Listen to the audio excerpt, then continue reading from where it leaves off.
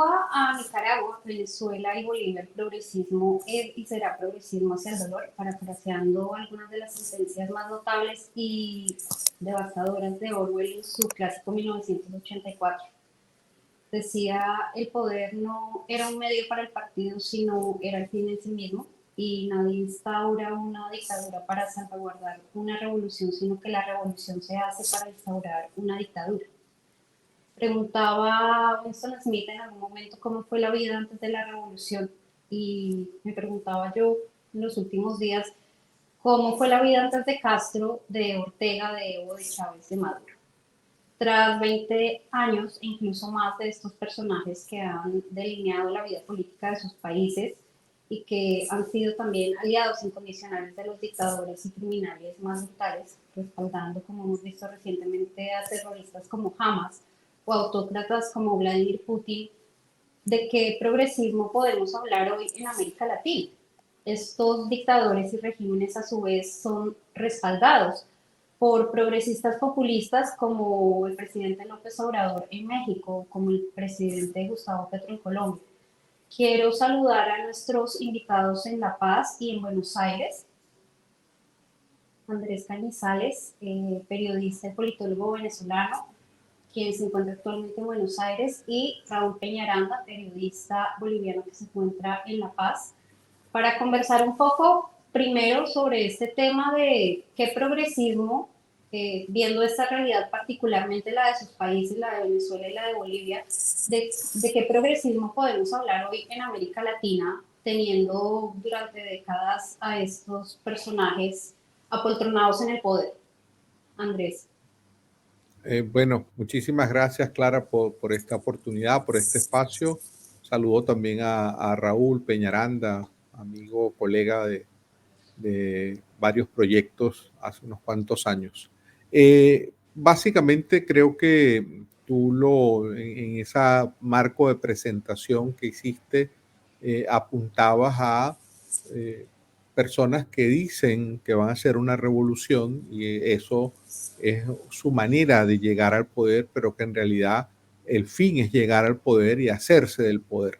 Eso es lo que hemos visto en varios países de América Latina y en el caso de Venezuela, que es el que más conozco, pues eso significó en los últimos 25 años, casualmente el 2 de febrero pasado, se cumplieron 25 años, un cuarto de siglo de la llegada de Hugo Chávez al poder en Venezuela, ganando Hugo Chávez unas elecciones democráticas y a partir de su llegada al poder, pues un proyecto político que desmontó ese Estado democrático, que era un Estado democrático imperfecto, pero democrático al punto que permitió que un outsider, como el caso de Hugo Chávez en su momento, llegase al poder.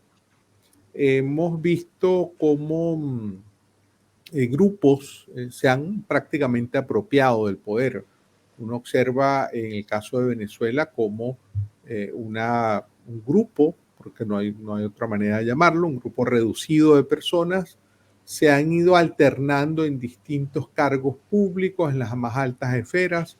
Son personas que tienen más de 2 décadas siendo ministros, vicepresidentes, presidentes de la asamblea, se van turnando como en estos juegos donde los niños van cambiando de sillas, pues se van turnando en esos puestos que no es otra cosa que simbolizar que tienen un control sobre las instituciones, sobre la sociedad, y en el caso de Venezuela muy claramente además tuvieron y tienen todavía el control sobre la principal industria petrolera, que es el motor económico, aunque ahora ha disminuido, pero es el motor económico histórico de Venezuela.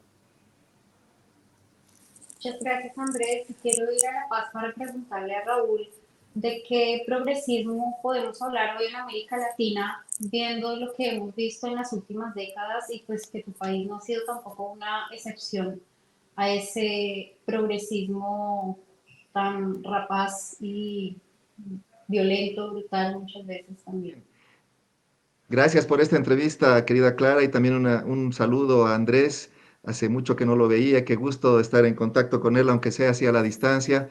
¿Qué clase de progresismo tenemos? La palabra progresismo creo que alcanza para mucho, y aquí lo que podemos decir es que realmente más es lo que oculta que lo que realmente puede demostrar en la realidad. En Bolivia, por ejemplo, tenemos una realidad en la que cooperativistas mineros, por ejemplo, que son aliados del gobierno, ingresan a las áreas protegidas para hacer explotación ilegal de minerales, especialmente el oro. ¿Qué tiene eso, por ejemplo, de progresismo, ¿no? También el gobierno, curiosamente, pese a ser considerado a nivel internacional y también en Bolivia como un gobierno pro indígena, pero en realidad muchas de sus medidas son en contra de los indígenas. Un gobierno que ha destruido los derechos de las personas, ha quitado derechos a muchos grupos, un gobierno que tiene presos políticos. En Bolivia actualmente se estima, según algunas ONGs de derechos humanos, que hay 200 presos políticos en el país. Todo eso conforma una realidad que, por supuesto, no es lo que deberíamos llamar como progresismo, ¿no? Como bien decía Andrés, se llega al poder con una fachada, con una manera de hacer las cosas, pero luego la idea es mantenerse en el poder, quitarle los derechos a los demás. Es interesante cómo en el caso boliviano, el MAS, el partido que está en el gobierno, ha utilizado todas las ventajas de la democracia para llegar al poder, para luego desmontar una situación similar a la de Venezuela, aunque deberíamos decir que la situación en Venezuela es peor que la boliviana. Pero de todas maneras, utilizar a la democracia para luego hacerse de ella y luego quitarle los derechos democráticos al resto de los sectores. Para no hablar de Nicaragua, que es una situación realmente trágica, terrible, y de Cuba, que es muy, muy anterior. Entonces, yo creo que aquí es interesante cómo las etiquetas en realidad están, en vez de aclarar, están ocultando una realidad, pero para un escenario internacional obviamente es mucho más sexy decirse que son estos grupos o estos, sí, grupos de poder que gobiernan en algunos países de la región, de que son progresistas cuando en realidad pues no lo son. Raúl, tú tocas temas muy interesantes que nos llevan a hablar también de los conceptos y me surge una duda que quisiera me ayudes a aclarar, porque bueno, ya hace algunos años no tenemos ninguna duda de que Venezuela es una dictadura, de que Nicaragua es una dictadura, de que Cuba es una dictadura. Los medios ya se animan más usualmente en sus noticias y en sus informaciones a llamar dictadura a este tipo de regímenes, pero con Venezuela pasa algo muy particular, y es que la situación que tú describes con presos políticos, con ausencia de derechos, no corresponde a un sistema democrático con instituciones y con equilibrios y con pesos y contrapesos. Hay algunos analistas que hablan de Bolivia como una dictadura, pero en las informaciones y en los medios no aparece Bolivia, digamos, bajo este rótulo o bajo esta etiqueta. Tú que estás allí, ¿cómo definirías el tipo de sistema y de régimen político que hay hoy en Bolivia? Es muy buena pregunta, Clara. También hay que advertir algo. El presidente Arce ganó hace 3 años las elecciones y ganó limpiamente y ganó con amplia mayoría, 55%. Es decir, que eso también es cierto. Ahí no ha habido manipulación electoral, etcétera. Hubo una competencia y simplemente ganó. Eso es lo primero que creo que también hay que señalar. Pero luego el control de la justicia, por ejemplo, que es una cosa que en Bolivia tenemos y que precisamente a través de esos jueces cooptados y también fiscales es que se ha posibilitado y se ha facilitado, como he dicho, que alrededor de 200 personas sean consideradas en Bolivia como presos políticos hoy por haber participado en el gobierno de transición después de la caída de Evo Morales. Luego los medios están bajo una situación de presión. Tenemos las ONGs que prácticamente tienen un rol muy secundario ahora, la sociedad civil debilitada. Tenemos una ley de ONGs, creo que como en otros países, que realmente deja a las ONGs, a las fundaciones, a las entidades sin fines de lucro en una situación de debilidad y de temor. Todo eso conforma una situación en la que creo que en Bolivia hay un creciente autoritarismo. Yo no llamaría, Clara, una dictadura a lo que tenemos en Bolivia, pero sí un régimen de creciente autoritarismo. Muchas gracias, Raúl, y me voy a quedar contigo porque en las últimas semanas hemos visto unas escenas que resultan un poco llamativas, al menos para los foráneos, y es esta escena de la izquierda boliviana en una suerte de lucha intestina por el poder. Eh, Parece que el expresidente Evo Morales quiere volver al poder y eso ha desatado una lucha interna con sus otrora compañeros, que ya pues asumo que no son compañeros. ¿Cómo estás viendo esta coyuntura? Y bueno, me llama mucho la atención saber si habrá chance de que Morales, me parecería increíble, pudiera volver a presentarse en la elección, pero todavía más increíble, de que si se presenta pudiera tener posibilidad de volver a gobernar. Efectivamente, tenemos esta situación, esta lucha en el partido de gobierno, que es el MAS, el Movimiento al Socialismo. Para hacer un poco de contexto, el 2019 Evo Morales acude a una elección para ir a un cuarto mandato, que estaba, incluso el tercero era inconstitucional, pero con los jueces amigos en el Tribunal Constitucional le permitieron un tercer mandato. Luego convoca a un referéndum para solicitar una reforma constitucional para poder acudir a postular a un cuarto mandato, pierde ese referéndum, la sociedad boliviana vota 51% que no puede acudir a un cuarto mandato, no se reforma la Constitución, pero él nuevamente va a sus amigos del Tribunal Constitucional y le permiten, pasando por encima del referéndum, ir a una elección que se considera fraudulenta, se genera una revuelta masiva, protestas en el país y Evo Morales termina abandonando el gobierno, primero viajando a México, después a Argentina. Se produce un gobierno transitorio de un año de duración, con muchos problemas, lamentablemente, para el país.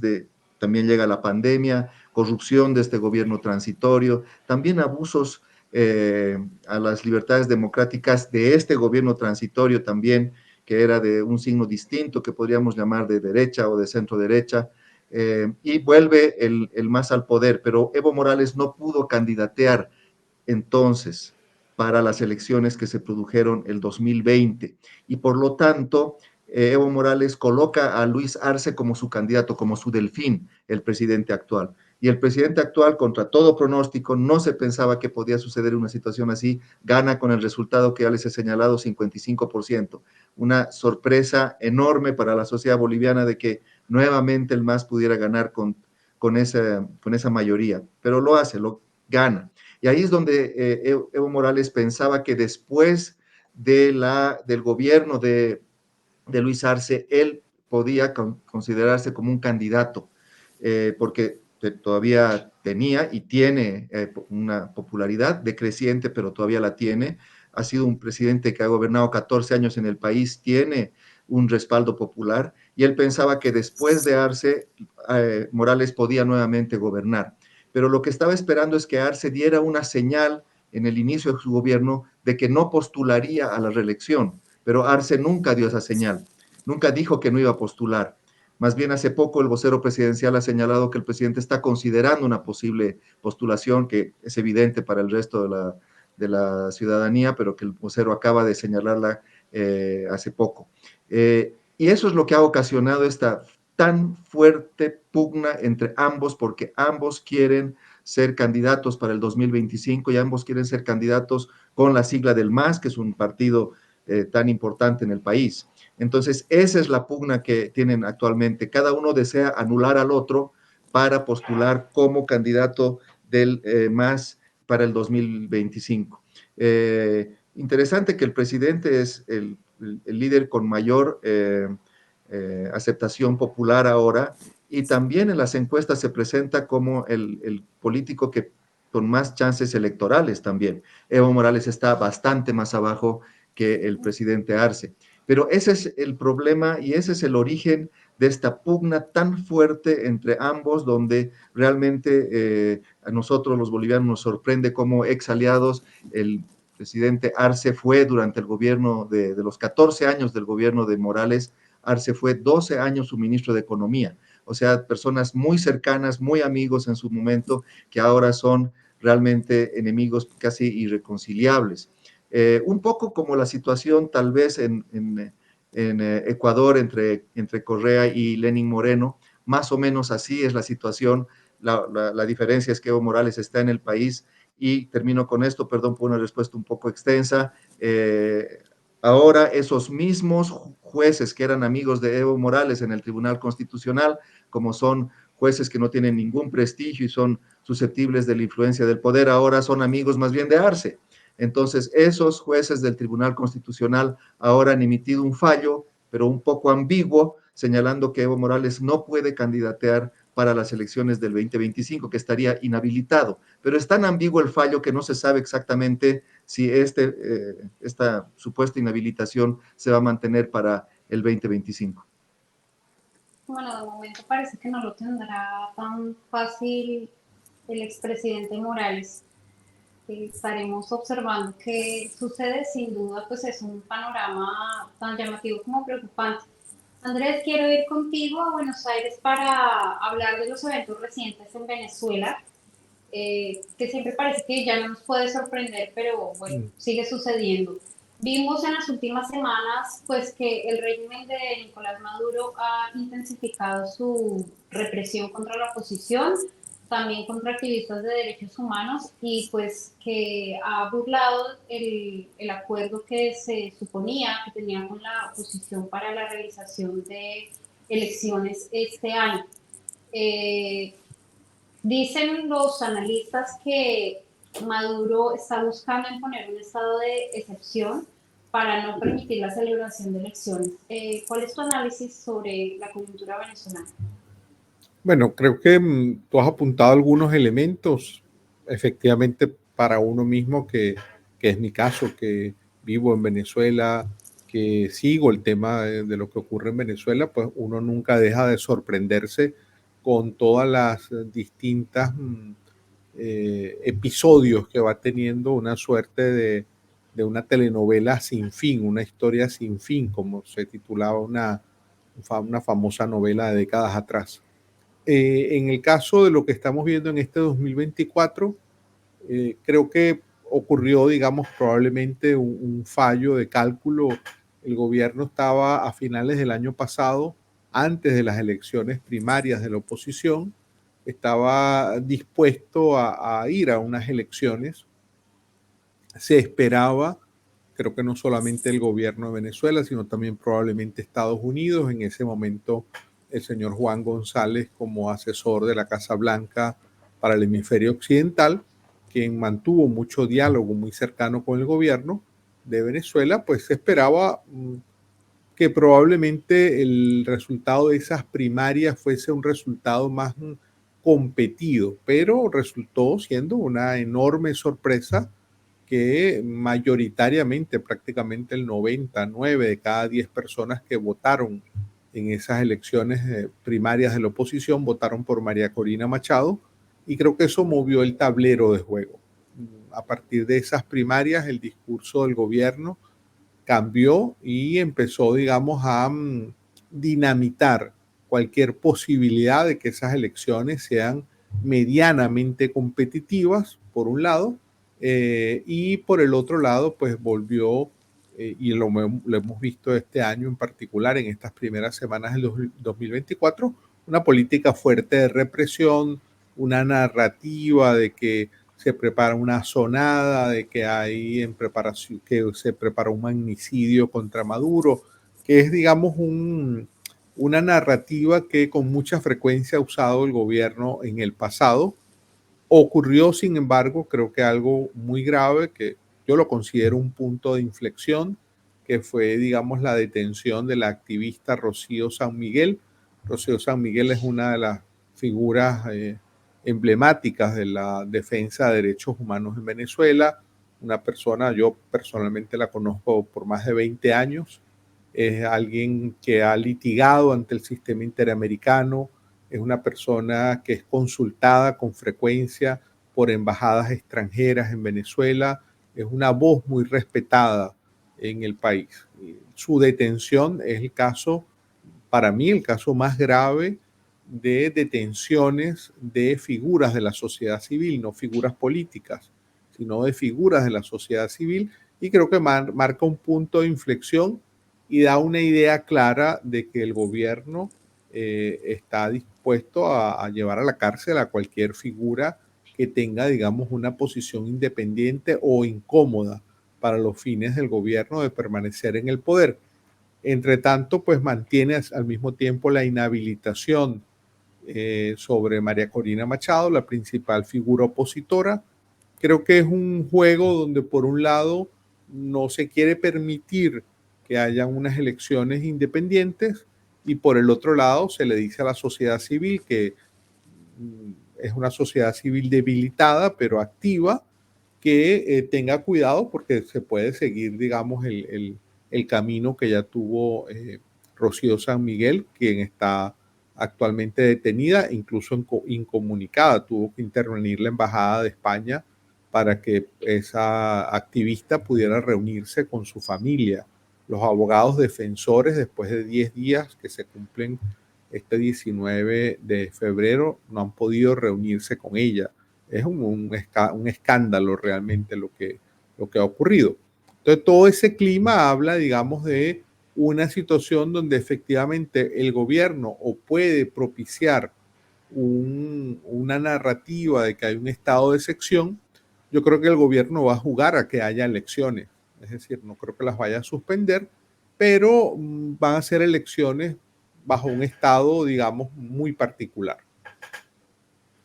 ¿Tú crees que el gobierno de los Estados Unidos va a presionar un poco este tema de la celebración de elecciones y de que se permita una elección creíble justamente, considerando también la actual coyuntura electoral aquí en los Estados Unidos, donde Eso el es, tema migratorio sí, y el tema sí. de Venezuela juegan un papel muy importante porque finalmente son 8 millones de venezolanos que han tenido que abandonar su país y pues no quiero decir que la mayoría estén acá porque las cifras hablaban como de unos 600.000 en Estados Unidos, pero con esta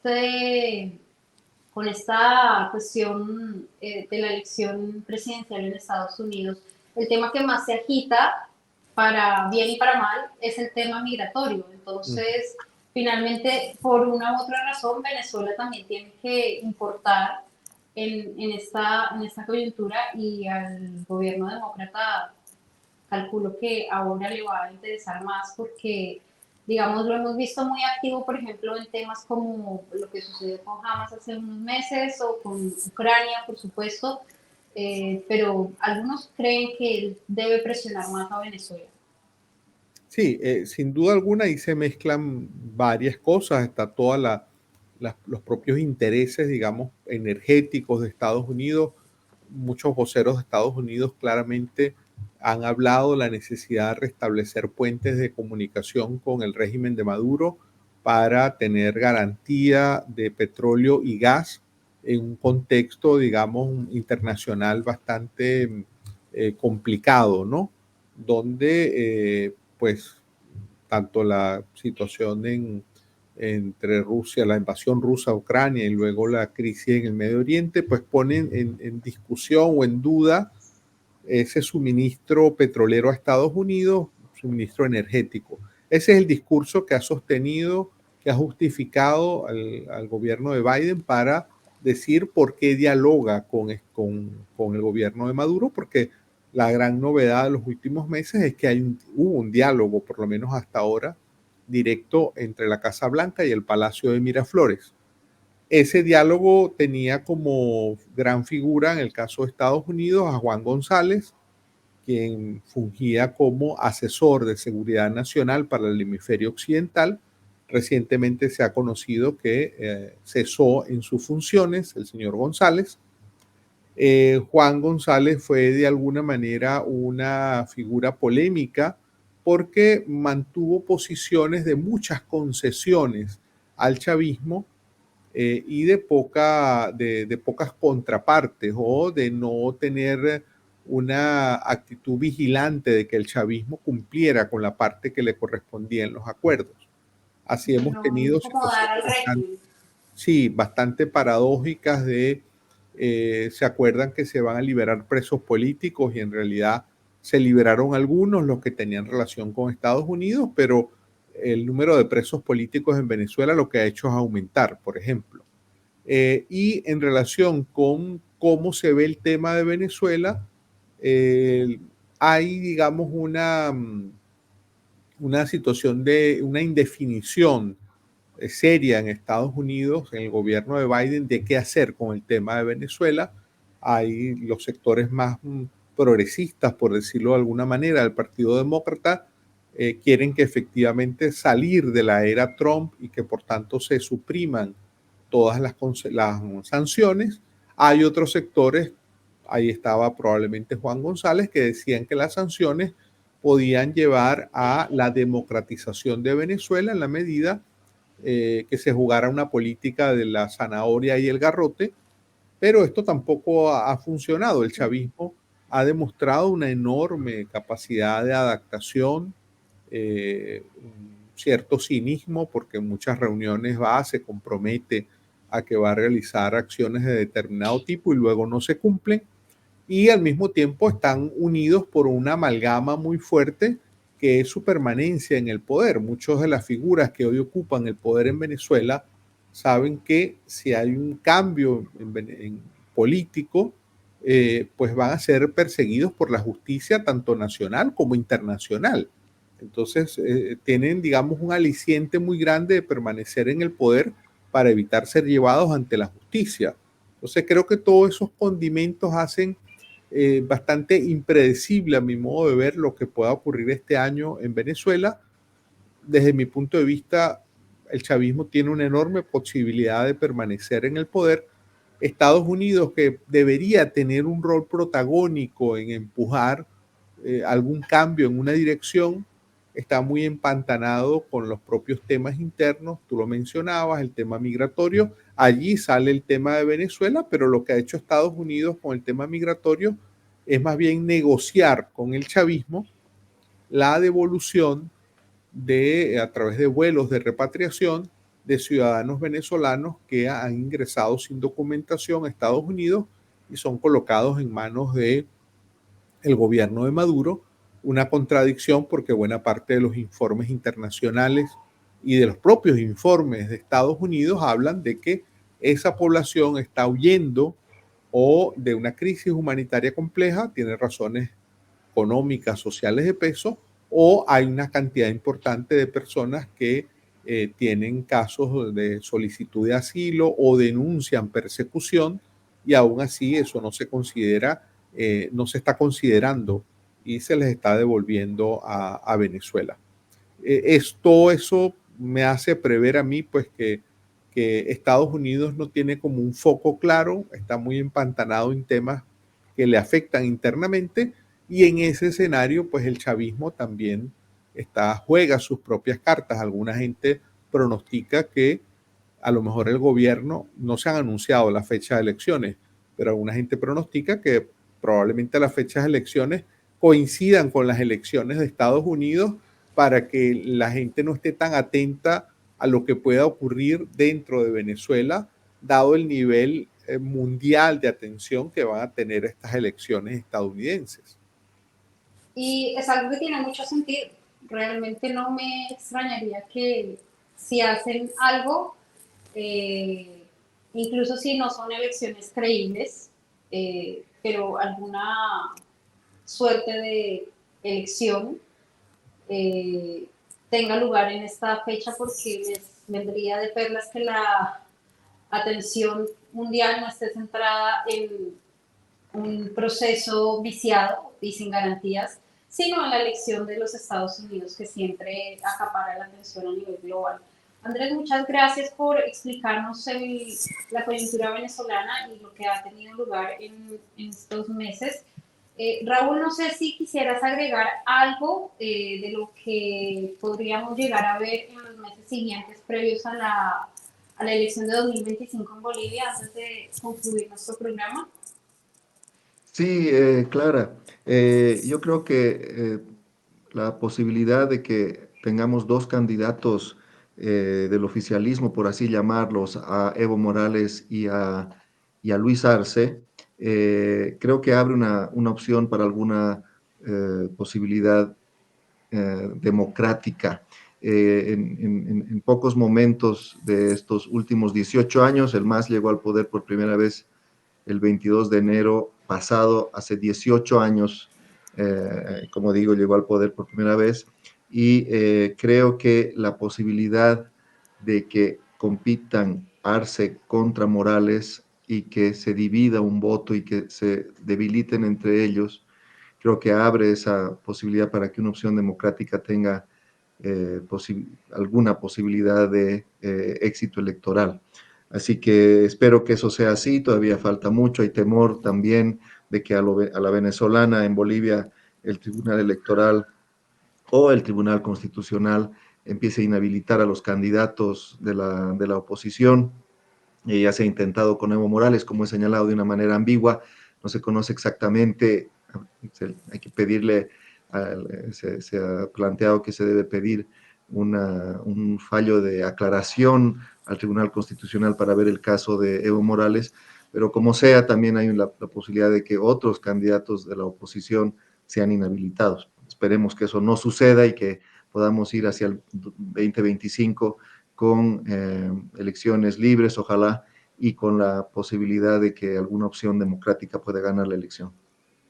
Muchas gracias, Raúl, y muchas gracias, Andrés. Pues 18 años y 25 años de un partido y de otro partido en el poder son demasiados años. La democracia necesita alternancia en el poder, es una de las condiciones para que podamos hablar de un sistema democrático que tenga elecciones competitivas y libres, por supuesto, y pues no procesos viciados y sin garantías. Así que estaremos muy atentos viendo qué sucede en Venezuela y en Bolivia de cara a estos futuros comicios. Y bueno, seguiremos en contacto. Ustedes, gracias por acompañarnos y nos vemos en una próxima emisión de Conversaciones de Pelatón.